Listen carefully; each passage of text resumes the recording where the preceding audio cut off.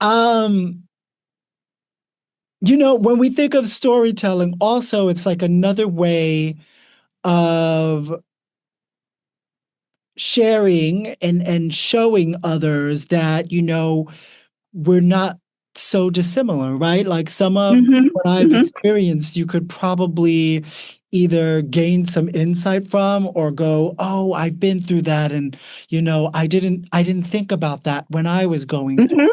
And I could learn from this person who has went through it." But speaking of some other you're in great company, other young people who have done some dirty dancing before, while working on their career. Cardi B began her career as an exotic dancer at the age of 18. Chris Pratt used to strip for money while living out of a van in Hawaii. Uh, I did not notice Mark Consuelos. Mark Consuelos was part of a male roadie group of strippers. Now, he didn't tell that story, by the way. His wife, Kelly Ripa, is proud to share that story. And then, of course, we think of the one and only Maya Angelou.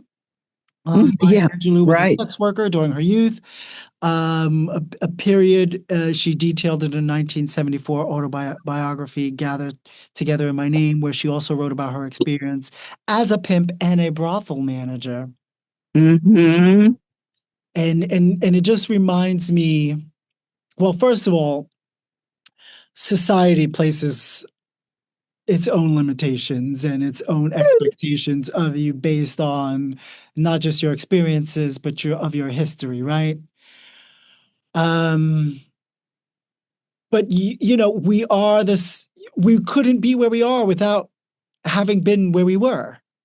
Yeah, exactly. And it's nothing that I'm ashamed of.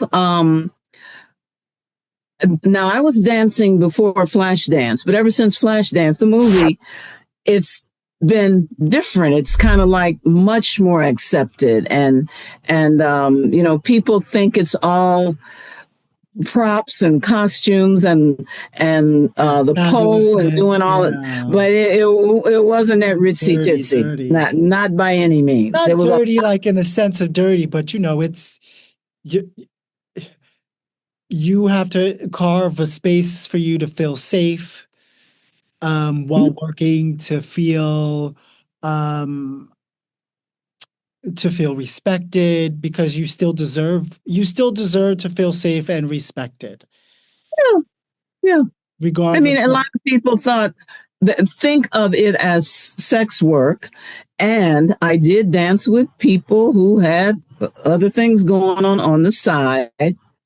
But I also danced. I danced with a pair of sisters one time who were dancing their way through college because their parents were not there for them, yeah. and they got their college degrees. They would be studying, reading their books in the dressing room. There was another girl. She was French, but was in school in DC. And the day she graduated, she quit that day. She didn't wasn't even worried about her money for next Yeah, week, but she was good for done her. through and done with it. Well, good So for her. You find very your way different to people. survive and yeah, pay those But bills. I also work with people where you could see the track marks on their arms and legs, Hmm. and some of them who Sure. would get with a customer and then they'd miss the next set because they went somewhere with the customer and then they came back and you knew what was going on. But You I was there know, for the MONEY. yes, which is a good point that you make because it can be both, meaning for some it's an escape, and then that escape goes further with Mm-hmm. with drug use, Yeah. right? And and then and I got and the offered escape turns into by the way. So it was there and people yeah, would offer all the time. yeah. But it's just like no, And no, it, no, but no, no. other young women and people are you're still in a vulnerable position, and Mhm. Oh yeah. And there were underage girls dancing. And one of the clubs where I worked, just before I started there, actually got shut down for a while because they were doing a nightlife DC After Dark type of a nightlife thing, interviewing her and like, oh, and how old are you? And she was either 16 or 17. So they shut the club down because it didn't have Shut it down. sense enough to say 18. So yeah, they shut it down for a while, but it opened right back up. Well, yeah, business, business. So this leads us to 1988, Uptown Angel, not your own writing, but brought this little synopsis brought up on the wrong side of town, a young black woman struggles to rise above her humble beginning, which is a nice way. Do you remember Uptown Angel? Because you can buy it, by the Yeah. way, on eBay. You can buy the VHS used, and it looks like some of them are unused.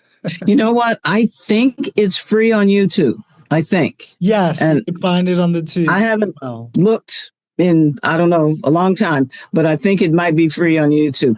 Sure, I remember it. That was another interesting experience. The filmmaker was making her first film, and she kind of did what I did, in my opinion, which was she bit off more than she could chew. That it was really too much for a first film.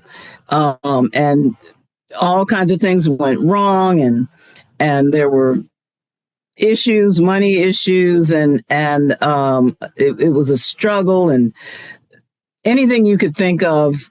Sometimes with locations or whatever, things were happening, and but she got it done though. She Yeah. did get it done, and she got it out. And when she was trying to get funding, she was running into like this one guy who could have put a lot of money into it, but he didn't want to talk to her unless she sat on his lap, and she ran into that a lot. And she Which made it had into the film. sorry That's sort of it. That's in the kind of film. experience. Yeah, yeah. And she kind of borrowed from my life, by the way. Yeah. Uh, my life and actually her sister's life. She That's what you get for opening your mouth before the script is done. from our experiences, but she even had more than one production house or people who could have put it up for her tell her, oh, Black people aren't interested in that kind of story. They want comedies. These were always white people telling her that. Sure. She ran into that over and over. Black people, don't want that kind of story because the white men, spoke for Black people. So, yeah. But you know, she got it done, though. She did get it done. But this is why, and this is when you look at, you know, all of the, Black filmmakers now, who knew that you can write, you can have a cast, a full Black cast, which she did. Mm-hmm.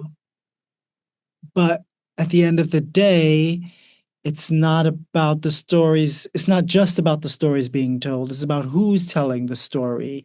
And Mm-hmm. on top of that, it's about who is gatekeeping those stories being told. Yeah.